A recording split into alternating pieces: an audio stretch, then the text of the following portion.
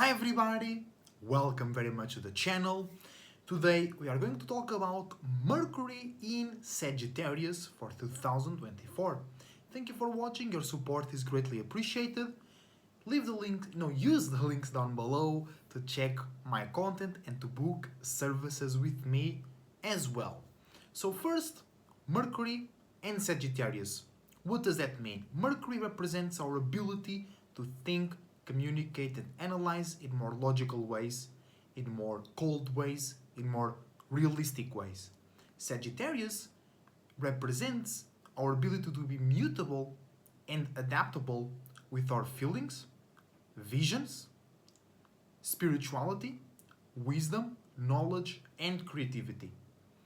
So, as you can see, these two things are already clashing a little bit with each other. We have Mercury, logicality, thinking. We have Sagittarius, believing, faith, wisdom, spirituality, and creativity. So we are now thinking and communicating about how can we utilize and associate our belief system, our spirituality, our creativity, our feelings, our visions, and how we want to be connected with not just whom, but how, and how can we, by being connected, right, can share and be accepted and celebrated by our creativity, individuality, and spiritual belief systems, right? So, let's see how Mercury in Sagittarius is aligning with the rest of the sky. We have Sun in Scorpio, so it's a fatal attraction between the Sun and Mercury. That means that we are now taking more lightly, more upliftingly, and more inspiring the deep feelings and emotions, the deep passions and motivations, the deep frustrations and aggressiveness, and the deep transformative situations that we are being aware of, expressing, envisioning, or acting upon with the Sun in Scorpio. Also, negatively, we can just be taking it too lightly and be too open and too expressive about it, or we might not be able to make a lot of sense out of it. Or you might be able to take some wisdom and knowledge, but you can't really communicate it in an efficient way. Or you think like that because you're being too logical and not communicating through spiritual ways, through more emotional, sentimental, subconscious patterns. Then we have Venus in Sagittarius as well. So conjuncting Mercury, so we are thinking and communicating about our relationships, about our pleasures, about the things that we commit to, about the things that are committed with us, because sometimes you have like somebody that likes you or likes your work or they want to be close to you and they are relating to you, and even if you're not interested or not as interested as they are, it's still a relationship, right? And they still trying to commit with you, or they have pleasure towards you, or they want to be near you. So you have to deal with that, especially on mutable signs, Virgo, Pisces, Gemini, and Sagittarius. So our thoughts and our relationships are in the same area. But you might be like more on the receiving end, as in some of your relationships are thinking more about you. And why would that happen? Because they see you in an inspiring way.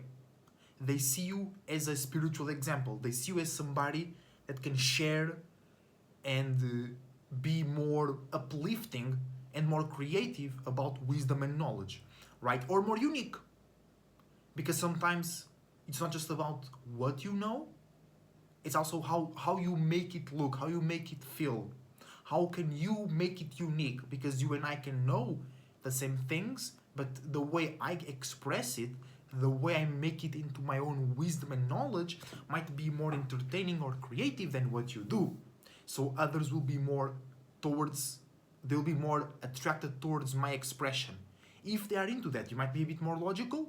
So people that want that, they have more Gemini energies, they will be more attracted to you. But right now, People will be more attracted to our minds and to our speeches if we insert a bit more of spirituality, wisdom, knowledge, faith, belief, and creativity into that. All right? Then also we have Jupiter, and this is one that I want to really focus on in this video. Jupiter opposing Mercury, right? We have Jupiter in Gemini, Mercury in Sagittarius. So instead of a negative aspect, because it's an opposition, I see this as a great opportunity to achieve balance. Because if you think about it, Jupiter rules Sagittarius and Mercury rules Gemini. So the rulers are in opposite directions. Where you want to have more faith, belief, and spiritual knowledge, it's in the sign of being mutable to your logicality, to the way you make sense and are realistic about society, the world, relationships, and how you think. And then the planet of thinking, communicating, and analyzing in more realistic ways is in the sign of being mutable about your wisdom, knowledge, spirituality, feelings, dreams, and illusions. So it's an extremely important and opportunistic opportunity for balance, right? Because we can be more logical, or we can expand into more logical ways about our own wisdom and knowledge, and we can bring more power of processing. We can bring more ability to be realistic and make sense about how we communicate and share our wisdom and knowledge. So not only are we already thinking quicker and more clearer and making more sense about spirituality, Jupiter in Gemini, right? We also now communicating and thinking about spirituality and about dreams and illusions, creativity, faith, and belief. So those things can join and create a powerful alignment that you can use to just expand you talking about some spiritual things being seen as real and making sense. So how can we do that, right? First, expand, work towards, know more about how can you make spirituality make sense? How can you make your creativity, belief system, wisdom, and knowledge make sense to yourself and others? And then communicate, right? With that, communicate, share that, think about that in a bit more spiritual way, in lighter terms, because you already have the science, the details, and now you have to share it in a way that it's relatable to other spiritual, more dreamy, more la la land people. You don't want to scare them away or be too cold or too detached. Because you want to present information that is real and factual and truthful, but in a more cozy, entertaining, and spiritual way. Moving on, Mars is in Leo, so it's a trine between Mercury and Mars. So we have a gift to be more fixed, consistent, stubborn, and confident, right? When we are thinking and communicating in a more mutable and spiritual way about the passions, motivation, anger, frustrations, and deep desires that we want to spend more time paying attention to, and that we want to be seen by and express it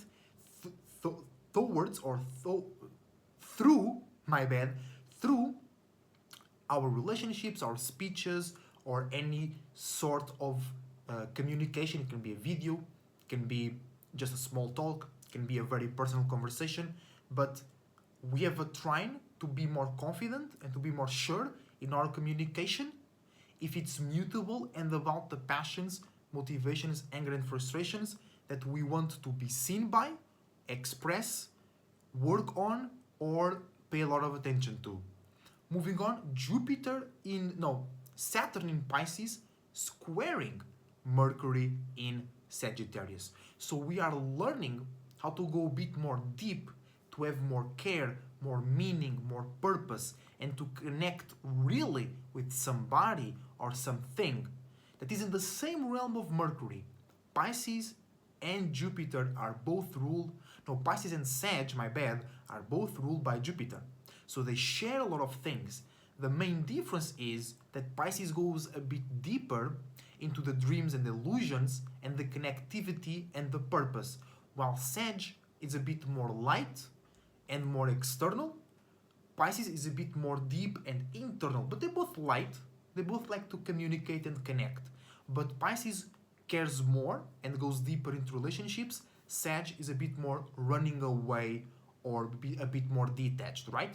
So we are learning how to take our minds that are now a bit more towards uniqueness, spirituality, dreams and illusions, and we want that to be a part of our reality, to be a part of our limits and boundaries, to be a part of our networking, association and infrastructure, but in a way where we are caring more and communicating with and about things that care more about spirituality, morality, principles, wisdom, knowledge, really understanding where reality comes from, for an example.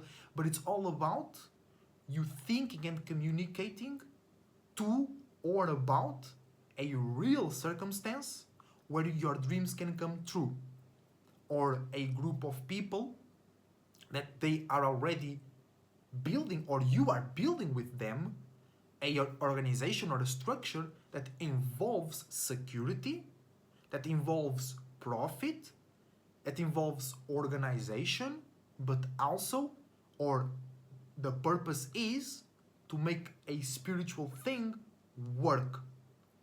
And that goes in many shapes and forms depending on your own path, right? But the goal with this learning process is to learn how to take our mind into more deep, meaningful, purposeful, and connective spaces where then we can make something real that can support us and the ones that we're building with us, doing the teamwork, making the dream work. But this alignment goes very deep. It's hard to put it into words or in very specific ways because it's very spiritual. It's very like all possibilities. It's about you taking your purpose and then make it real, give it a shape and form. So I can't really be specific about it, right? But like I said, it's about taking your mind and making it a bit more deep when it's about spirituality and connecting that spirituality, wisdom, and knowledge. Then Uranus is in Taurus, in conjuncting Mercury in Sagittarius. So how we are thinking and communicating about spirituality and creativity might be misunderstanding unique situations or new situations that involve stability, practicality, and profit, because it's all about still uniqueness, individuality, change, rebellion, innovation.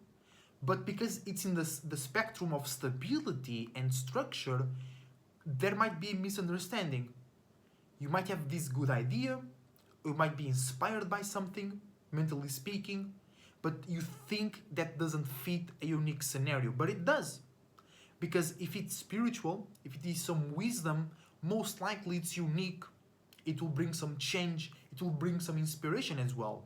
So it totally can fit unique circumstances that comes with innovation or change, but that also are about structure.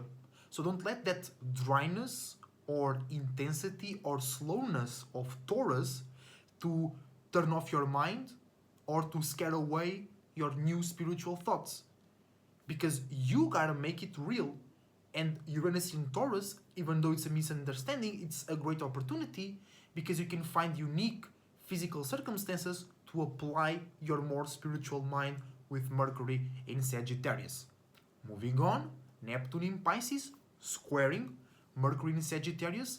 So here, it's the same dynamic with Saturn, but Saturn is a bit more like an anchor. It's a bit more routine, pattern, consistency, and Neptune is more like grandiosity. Very deep, but also very wide, very wise, very, very like, instead of just deep, it's also deep, but also expanding upwards, right? So it's learning how to make sense, but still being spiritual about our grand dreams grand illusions and subconscious patterns. Learning how to externally communicate and analyze about our grand dreams, grand illusions, and external patterns. Lastly, but not least, Pluto in Capricorn and Aquarius,